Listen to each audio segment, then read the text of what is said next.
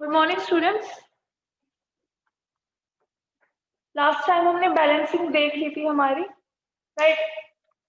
Chemical reaction की definition हम पहले ही कर चुके हैं। केमिकल रिएक्शन क्या होती है? जितनी भी हमने रिएक्शंस की उनमें क्या किया, हमने दो कंपाउंड्स लिए जैसे ए और बी, उनको आपस में क्या कराया, रिएक्ट कराया और प्रोडक्ट बनाया, लाइक ए बी। तो केमिकल रिएक्शन क्या होती है, जिसमें दो स्पीशीज या दो सब्सटेंसेस आपस में रिएक्ट करते हैं, और जो रिएक्ट करते हैं उन्हें हम बोल देते हैं रिएक्टेंट। रिएक्ट करने के बाद ये आपस में एक नया कंपाउंड फॉर्म करते हैं जिसे हम बोल देते हैं प्रोडक्ट। तो ये होती है हमारी केमिकल रिएक्शन। डेफिनेशन हम पहले ही लिख चुके हैं। अब बात आती है केमिकल इक्वेशन की।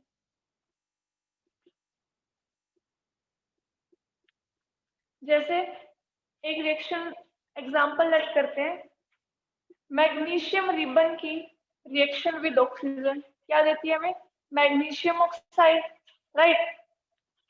तो magnesium plus oxygen give rise to magnesium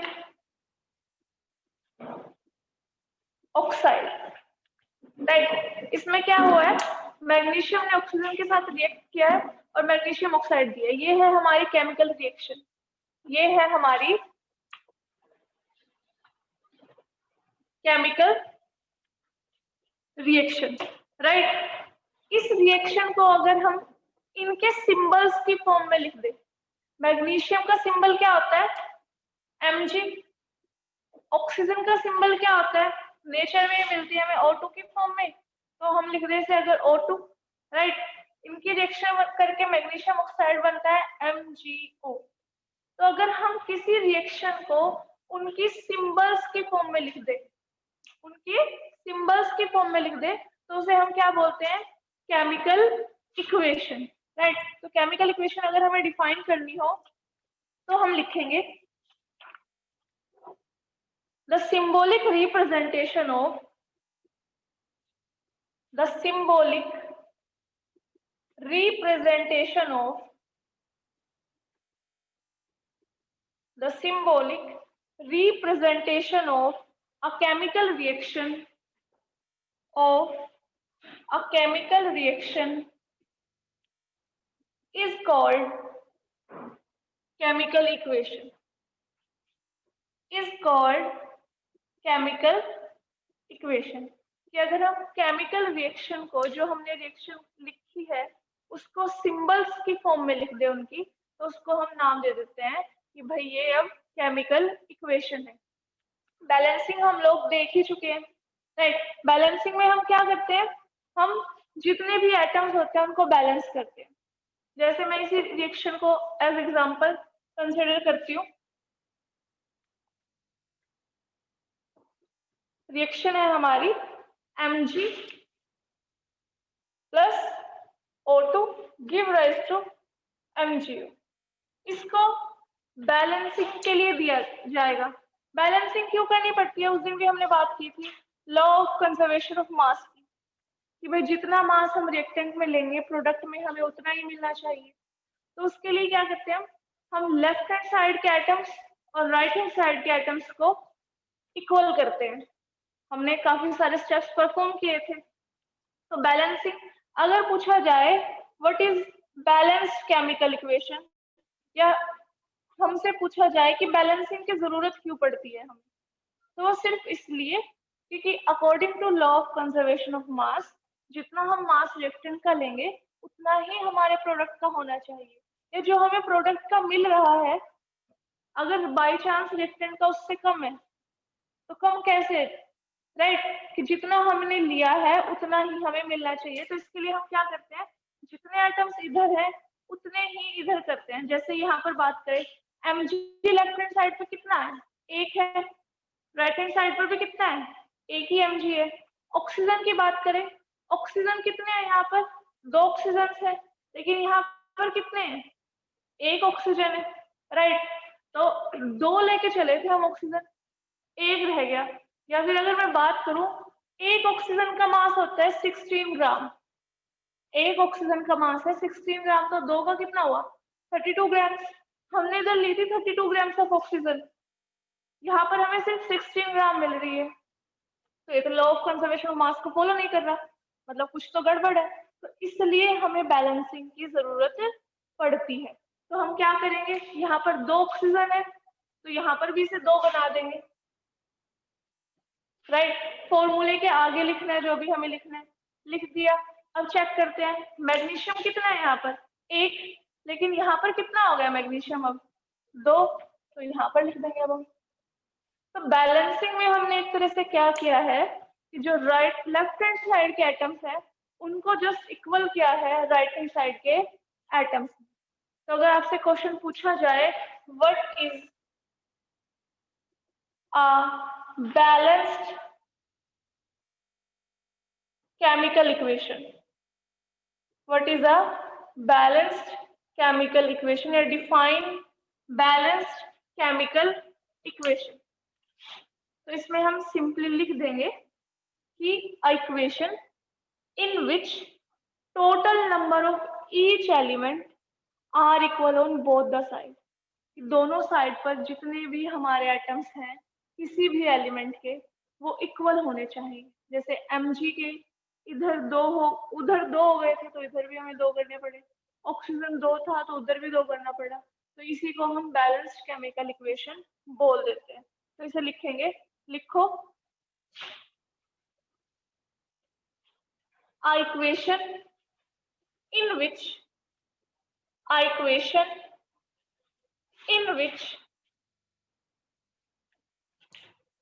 the total number of atoms in which the total number of atoms of an element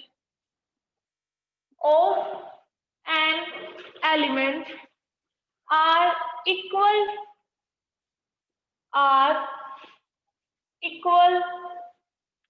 on both sides of equation, are equal on both sides of equation. तो ये हमारी definition हो गई कि balanced chemical equation क्या होती है, just simply number of atoms left hand side and right hand side पर इक्वल हो, that is our balanced chemical equation, right. हमने अभी तक एटॉमिक और मॉलिक्यूलर फॉर्म में बैलेंसिंग की है। हमारे पास एटॉमिक और मॉलिक्यूलर फॉर्म के अलावा आयोनिक इक्वेशंस भी आती है। Ionic equations, word is ionic equation, right. इसमें वर्ड आ रहा है आयन। अब हम बात करेंगे आयोनिक इक्वेशंस की।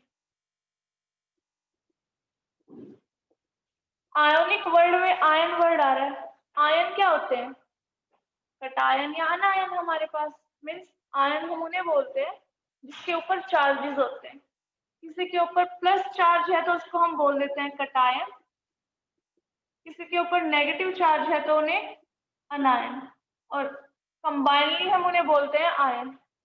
तो जिस रिएक्शन में आयंस इन्वॉल्व होते हैं उनको हम क्या बोल देते हैं, एक आयनिक इक्वेशन। जैसे ये रिएक्शन है, क्या इसमें आयंस हैं, क्या जो मैंने ऊपर रिएक्शन लिखी है उसमें आयंस हैं?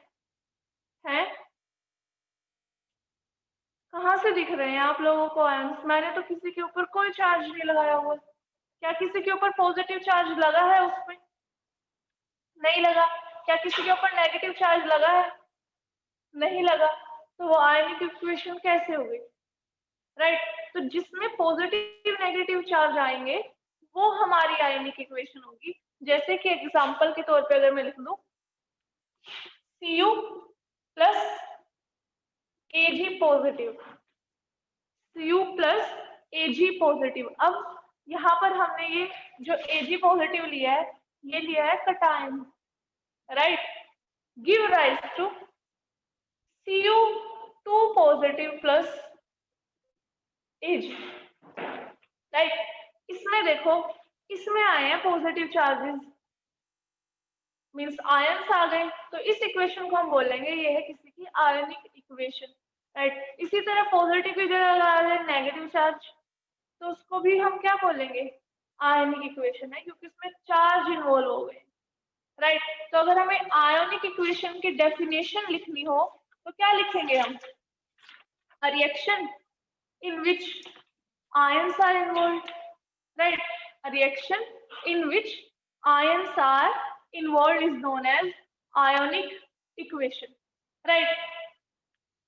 अब इनकी भी हमें बैलेंसिंग करनी पड़ती है, वो तो सिंपल है, दूसरे तो जस्ट स्टेप्स आपको थोड़े थोड़े याद होने चाहिए। सबसे पहले क्या करना है हमें, जो हमारी रिएक्शन है उसको पहले वर्ड की फॉर्म में लिखना है, फिर क्या करना है हमें, फिर उसको सिंबल की फॉर्म में लिखना है, फिर हमें लेफ्ट हैंड साइड और राइट हैंड साइड के आइटम्स को लिखना है कि लेफ्ट हैंड साइड पर कितने आइटम्स है, राइट हैंड साइड पर कितने आइटम्स है। थर्ड स्टेप कि हमें सबसे बड़ा फॉर्मूला उसमें चूज करना है, जो हमारी रिएक्शन है उसके अंदर सबसे बड़ा फॉर्मूला चूज करना है। जैसे ऊपर वाली रिएक्शन ही है, सबसे बड़ा फॉर्मूला कौन सा है इसमें, MgO, तो हम उसको चूज करेंगे, राइट।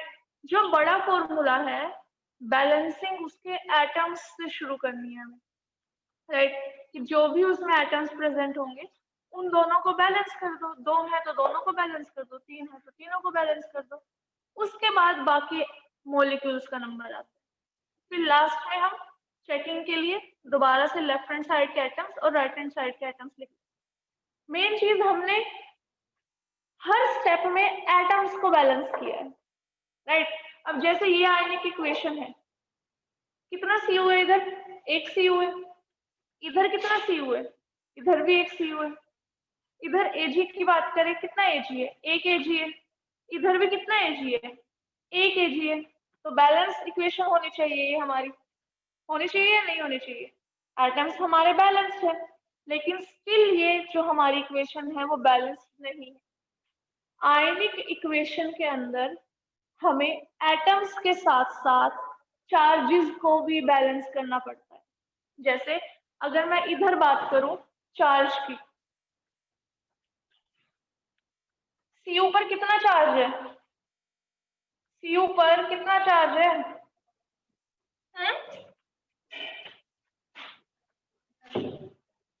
कितना चार्ज है सीयू पर, 1। सीयू पर है 0 चार्ज।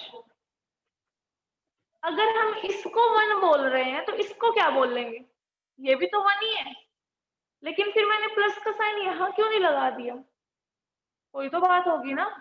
अगर मैं इसको यहाँ पर सीयू को 1 बोल रही हूँ तो ये भी तो 1 ही है, क्या डिफरेंस है, कोई डिफरेंस नहीं है। +1 लिखो या खाली 1 लिखो, +1 और 1 में कोई फर्क है नहीं है, दोनों ही पॉजिटिव 1 है, दोनों ही एक है।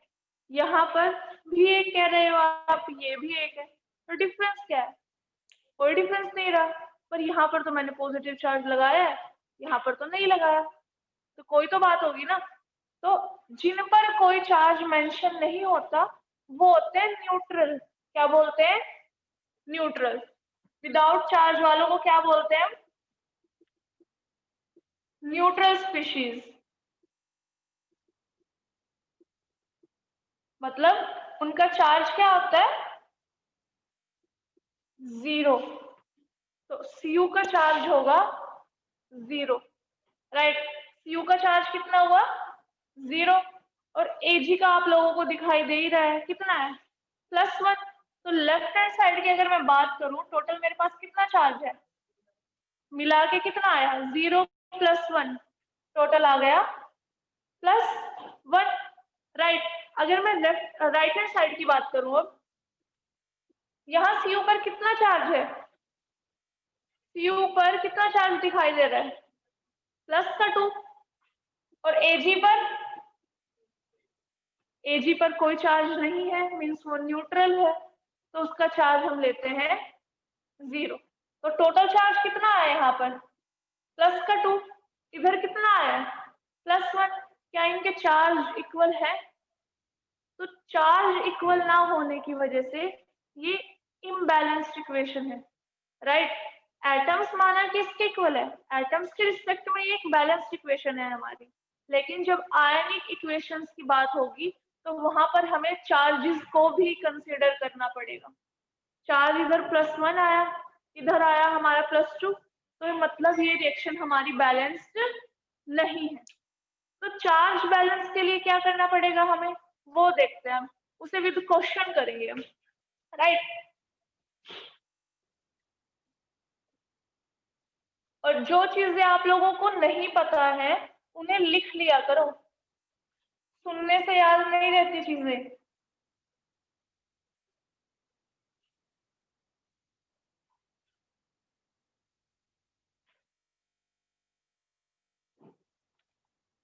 आप लोगों को चार्जेस याद रखने के लिए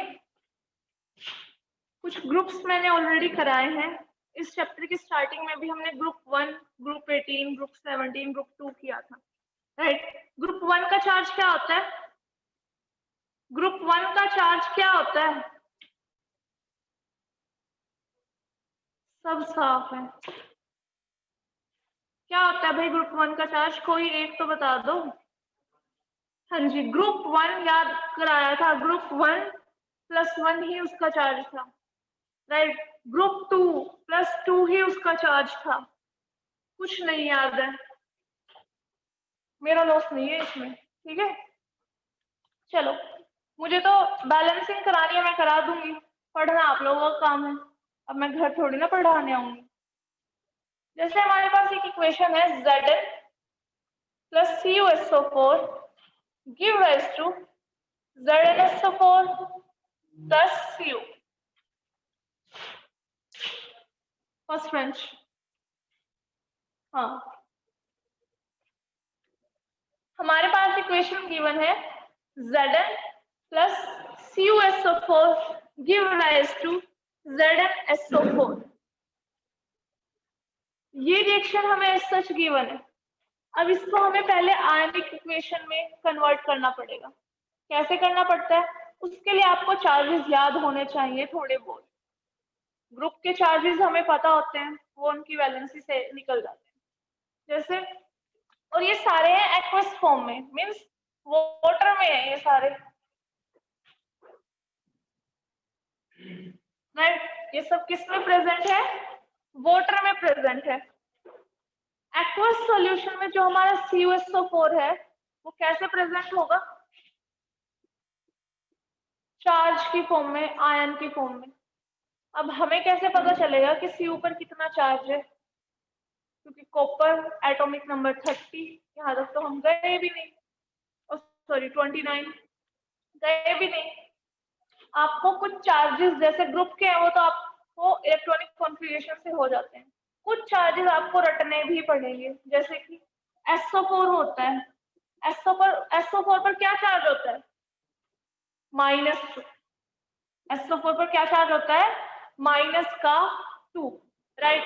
तो ये चार्जेस कुछ याद भी होना चाहिए। जैसे कॉपर का हमें यहाँ पर चार्ज निकालना है कि कॉपर किस चार्ज में प्रेजेंट है, तो जिसका हमें चार्ज निकालना है उसको मान लो X। SO4 पर कितना चार्ज है, -2। क्या इस पर कोई चार्ज है ओवरऑल, CuSO4 पर ओवरऑल कोई चार्ज है, नहीं है, तो हम इक्वल टू लेके चलेंगे 0। तो X की वैल्यू क्या आ गई यहाँ से, +2। इसका मतलब क्या है कि CuSO4 में जो हमारा कॉपर है वो Cu2 पॉजिटिव की फॉर्म में प्रेजेंट है, और जो हमारा SO4 है वो किस फॉर्म में प्रेजेंट होता है, SO4 2 नेगेटिव। तो हम इसको इस तरह लिख सकते हैं। इसी तरह अगर हम बात करें ZnSO4 की, ZnSO4 को भी कैसे लिखेंगे, SO4 पर क्या चार्ज है, -2। Zn का चार्ज निकालेंगे, जिसका चार्ज निकालना हो उसको मान लो X।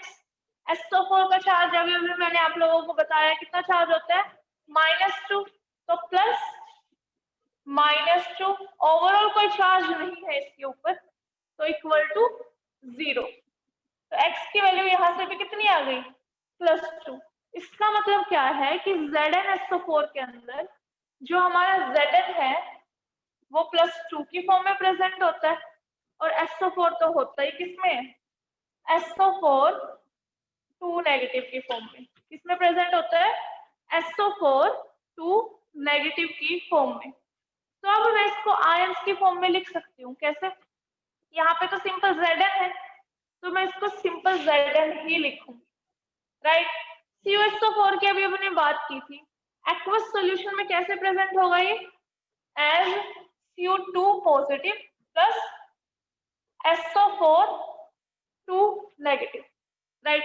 मैं इसको ऐसे लिखूं या ऐसे लिखूं एक ही बात है, लेकिन जब हमें आयनिक इक्वेशन लिखने की बात कही जाएगी तो मैं इसको इस तरह नहीं लिख सकती, क्योंकि ये मॉलिक्यूलर फॉर्म है, आयंस हमें नहीं दिख रहे, राइट।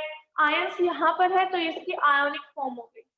अब बात करते हैं प्रोडक्ट साइड की, गिव राइज टू ZnSO4 की बात की अभी हमने। ZnSO4 में Zn किस फॉर्म में प्रेजेंट है, Zn2 पॉजिटिव की फॉर्म में, SO4 2 नेगेटिव की फॉर्म में, राइट। और Cu एज सच जैसा वहां पर लिखा हुआ है, क्योंकि उसके साथ कोई जुड़ा नहीं हुआ है, जब तक कोई जुड़ा नहीं होगा उसके साथ उसके ऊपर कोई चार्ज नहीं आएगा, तो यहाँ पर एज सच क्या आ जाएगा, Cu आ जाएगा, राइट। तो ये हमने इस इक्वेशन की एक आयनिक इक्वेशन बना दी। अब यहाँ पर एक चीज देखो, अगर मैं इस रिएक्शन को देखूं तो इस रिएक्शन में क्या हुआ है, Zn और CuSO4 को ऐड किया गया, सिंपली क्या हुआ, Cu की जगह Zn आ गया, है ना, और जो Zn था वहां Cu आ गया, और कुछ तो नहीं हुआ। क्या इसमें SO4 का कोई रोल आया, नहीं आया। यहाँ पर भी देखो, इस रिएक्शन के साइन को इस एरो का इज इक्वल टू मान के चलो, अगर इसे मैं इक्वल टू का साइन मानूं तो क्या ये SO4 2 नेगेटिव और ये SO4 2 नेगेटिव आपस में कट नहीं हो जाएगा, हो जाएगा ना। तो ये SO4 2 नेगेटिव से SO4 2 नेगेटिव कट हो गए, तो इक्वेशन क्या बन गई अब हमारी, Zn plus Cu2 positive, SO4 तो कट गया हमारा, give rise to Zn 2 positive, right, plus C। यहाँ से हमें क्या पता चला, या हम कंक्लूड क्या कर सकते हैं कि इस रिएक्शन में जो भी कुछ हुआ वो सब कुछ इनकी वजह से हुआ है, राइट। SO4 ने रिएक्शन में कोई कंट्रीब्यूशन नहीं किया है, जो भी कुछ हुआ है इनकी वजह से हुआ है, राइट। तो इसलिए हमने SO4 2 नेगेटिव को काट दिया। तो ये हो गई एक हमारी इसकी प्रॉपर आयोनिक इक्वेशन। अब इस इक्वेशन को देखते हैं, ये बैलेंस भी है क्या नहीं है। कितने Zn है इधर, एक Zn है, चार्ज की बात नहीं कर रहे हम, एटम्स के नंबर की बात कर रहे हैं। कितना Zn है, एक Zn है। इधर कितना Zn है, इधर भी एक ही Zn प्रेजेंट है। Cu की बात करें, कितना Cu है, एक Cu है, यहाँ पर भी एक ही Cu है, राइट। तो एटम्स तो हमारे बैलेंस्ड है। अब चार्ज की बात करते हैं, Zn पर चार्ज कितना है, कोई चार्ज नहीं है, means 0।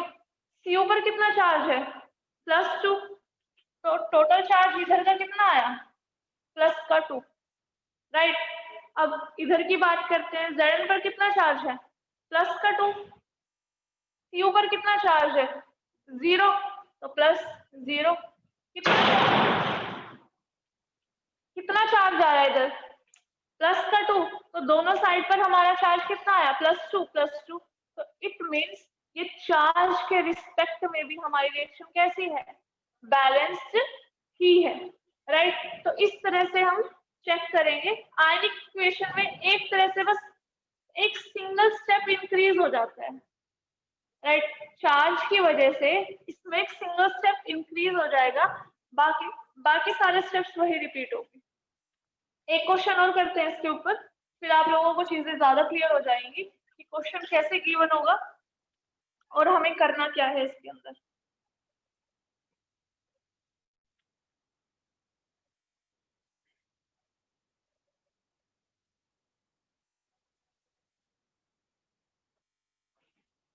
Question is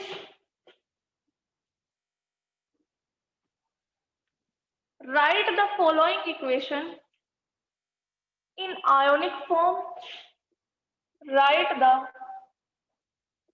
following equation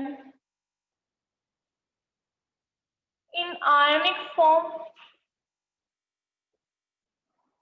and balance it. Reaction given is Al plus HCl give rise to AlCl3 plus H2.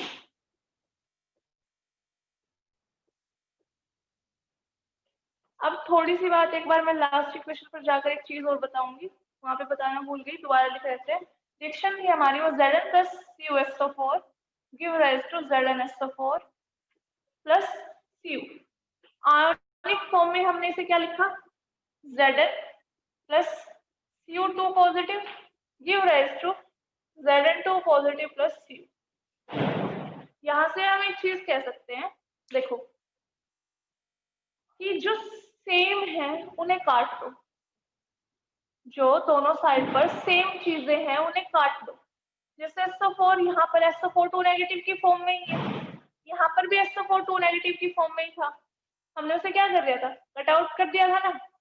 अब कुछ बच्चे ये भी पूछ सकते हैं कि भाई यहाँ पर Zn भी है, यहाँ पर भी Zn है, क्यों ना इन्हें भी काट दे, ये भी Zn है, ये भी Zn है, जैसे SO4 को काट दिया है ना। तो Zn नहीं कटेगा, क्यों, Zn यहाँ पर प्रेजेंट है इस फॉर्म में और इसके अंदर प्रेजेंट है Zn2 पॉजिटिव की फॉर्म में, तो दोनों में डिफरेंस है, तो इसलिए हम इसको नहीं काट सकते। इसी तरह Cu की बात करो, Cu इसमें प्रेजेंट है Cu2 पॉजिटिव की फॉर्म में और यहाँ पर प्रेजेंट है Cu0 की फॉर्म में, तो शायद Cu2 पॉजिटिव और Cu0 इक्वल नहीं है, तो हम इन्हें नहीं काट सकते, राइट। बस जो जहां दोनों साइड पर सेम स्टेट सेम ही हो उनको काटेगी। आगे इतनी बात समझ में, जैसे SO4 हमने कट आउट करा, SO4 यहाँ पर भी SO4 2 नेगेटिव की फॉर्म में है, यहाँ पर भी SO4 2 नेगेटिव की फॉर्म में है, तो इसलिए हमने उसको काट दिया। अब चलते हैं इस रिएक्शन पर जो हमें करना है। उसने कहा है इस रिएक्शन को आयोनिक फॉर्म में लिखो और फिर इसको क्या करो, बैलेंस करो, राइट।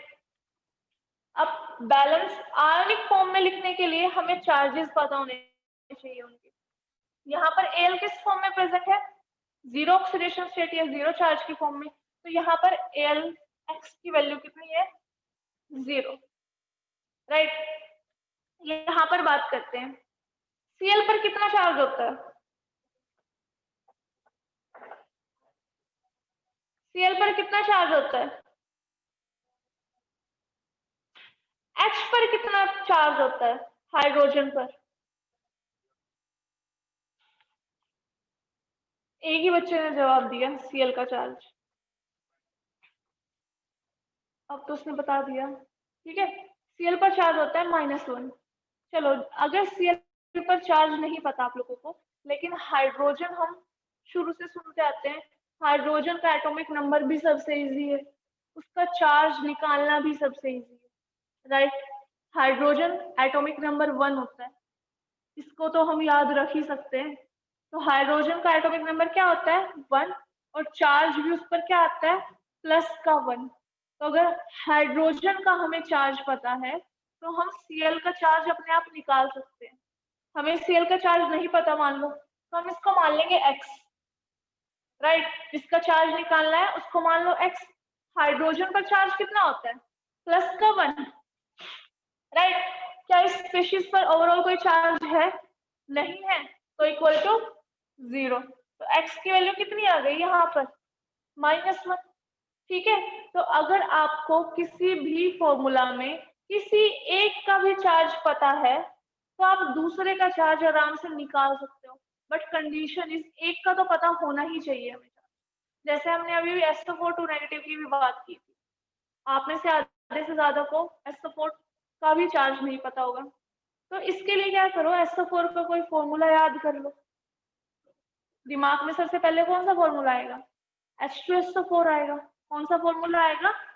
H2SO4, सल्फ्यूरिक एसिड हमारा। SO4 का मान लो चार्ज नहीं पता हमें, तो SO4 का चार्ज मान लेते हैं हम X। अब हाइड्रोजन का तो चार्ज हम सबको पता है, कितना होता है? +1। कितनी हाइड्रोजन है? 2। तो 2 हाइड्रोजन के लिए कितना चार्ज हो जाएगा? +2। तो यहाँ आ जाएगा 1 × 2, राइट। ओवरऑल कोई चार्ज नहीं है, तो इक्वल टू 0। तो x की वैल्यू कितनी आ गई? -2। तो इस तरह से हम किसी का भी चार्ज निकाल सकते हैं, बट कंडीशन ही ये है कि आपकी उस मॉलिक्यूल में कम से कम एक का तो आपको चार्ज पता ही होना चाहिए, राइट। तो HCl में हम एक तरह से ये कह सकते हैं,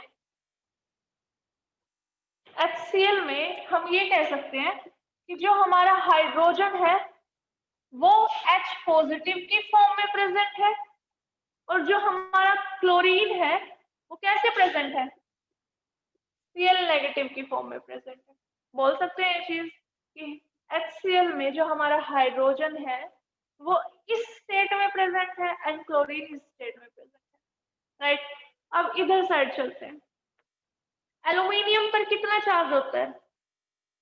एल्यूमिनियम पर कितना चार्ज होता है?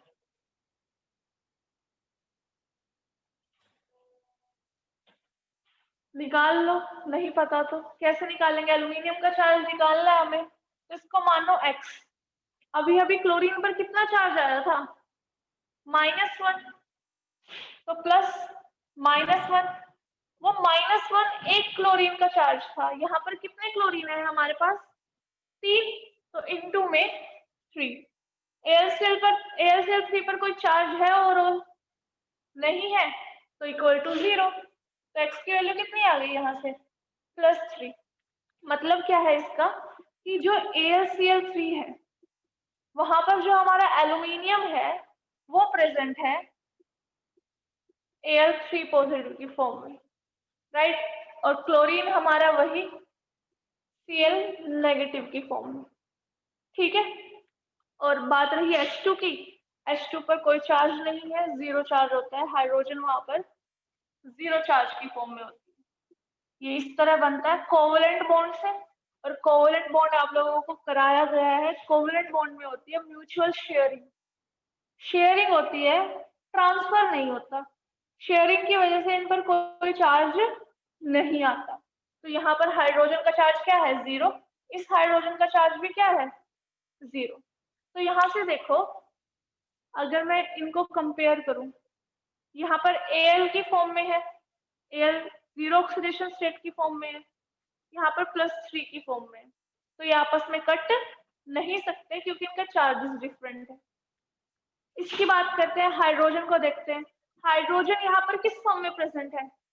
H पॉजिटिव की फॉर्म में प्रेजेंट है, और यहाँ पर 0 चार्ज की फॉर्म में प्रेजेंट है। तो हाइड्रोजन भी हमारा नहीं कटेगा क्योंकि दोनों के चार्जेस क्या आए हैं? डिफरेंट आए हैं। अब बात करते हैं, क्लोरीन इधर भी -1 की फॉर्म में प्रेजेंट है, क्लोरीन इधर भी कितने फॉर्म में प्रेजेंट है? -1 की फॉर्म में ही प्रेजेंट है। तो इस इक्वेशन में क्या कट जाएगा हमारा? क्लोरीन कट जाएगा, क्योंकि दोनों साइड्स पर वो सेम स्टेट में प्रेजेंट है। तो जो हमारी इक्वेशन आएगी वो आ जाएगी Al plus H positive. Cl negative गया तो पीछे क्या छोड़ के जाएगा? H पॉजिटिव छोड़ के जाएगा। गिव राइज टू Cl3 गया, राइट। तो कितना चार्ज छोड़ के जाएगा पीछे? जितना नेगेटिव गया उतना पॉजिटिव जाता है। ये रहा, यहाँ से समझ लो, राइट। और यहाँ पर आ गया हमारा सिंपल H2, राइट। तो जो चीज कट सकती थी वो हमने काट दी, बट कटेगी तब जब आपको चार्जेस पता होंगे। चार्जेस आपको जब पीरियोडिक टेबल जो बताई गई है आप उसे सीखोगे, राइट। अब बात आती है बैलेंसिंग की। पहले तो हम एटम्स देख लेते हैं, राइट। सबसे पहले काम होता है एटम्स को बैलेंस करने का। स्टेप 1 इज ये बैलेंसिंग को सबसे पहले हम स्टेप 1 में कर लेते हैं count the number of atoms on left hand side and right hand side. Right, left hand side की बात करते हैं। एलिमेंट्स हमारे पास है एल्यूमिनियम और हाइड्रोजन। राइट, कितना एयर प्रेजेंट है लेफ्ट हैंड साइड पर? कितना एयर है? एक। हाइड्रोजन की बात करें, हाइड्रोजन भी कितना प्रेजेंट है? एक। राइट हैंड साइड की बात करते हैं, कितना एल्यूमिनियम प्रेजेंट है? एक ही प्रेजेंट है। और हाइड्रोजन कितना प्रेजेंट है? 2। तो यहाँ पर हमारे एटम्स इम्बैलेंस्ड है। तो सबसे हमें क्या करना पड़ेगा? हमारे हाइड्रोजन्स को बैलेंस करना पड़ेगा। राइट, तो स्टेप सेकंड हो गया हमारा बैलेंस हाइड्रोजन एटम। क्या स्टेप सिखाया गया था आपको? इन सबको बॉक्सेस में डाल दो, या मैंने बताया था बॉक्सेस में ना भी डालो तो जो चेंज करना है हमें वो फॉर्मूले के बाहर करना होता है, फॉर्मूले के आगे करना होता है। राइट, कितने हाइड्रोजन यहाँ पर? 2। यहाँ पर कितना है? 1। अब 2 को तो 1 नहीं बना सकते, लेकिन 1 को 2 बना सकते हैं। कैसे बनाएंगे? By multiplying by 2। राइट, तो यहाँ पर क्या आ जाएगा? Al plus 2H positive, multiply कर दिया 2 से H पॉजिटिव को, give rise to Al3 positive plus H2। हो गए हमारे एटम्स बैलेंस सारे? हुए या नहीं? एल्यूमिनियम भी कितना प्रेजेंट है? 1। हाइड्रोजन भी 2 इधर हो गए, 2 ही उधर थे। राइट, हो गए एटम बैलेंस। अब बात आती है चार्ज की। दूसरी इक्वेशन जो हमने दूसरे दिन की थी, उनमें सिर्फ इतना स्टेप होता है कि एटम्स बैलेंस करो, काम खत्म। अब इसमें साथ में क्या गिवन है? चार्ज। तो अब हमें चार्ज को देखना पड़ेगा कि चार्ज को हम कैसे बैलेंस कर सकते हैं। तो देखते हैं।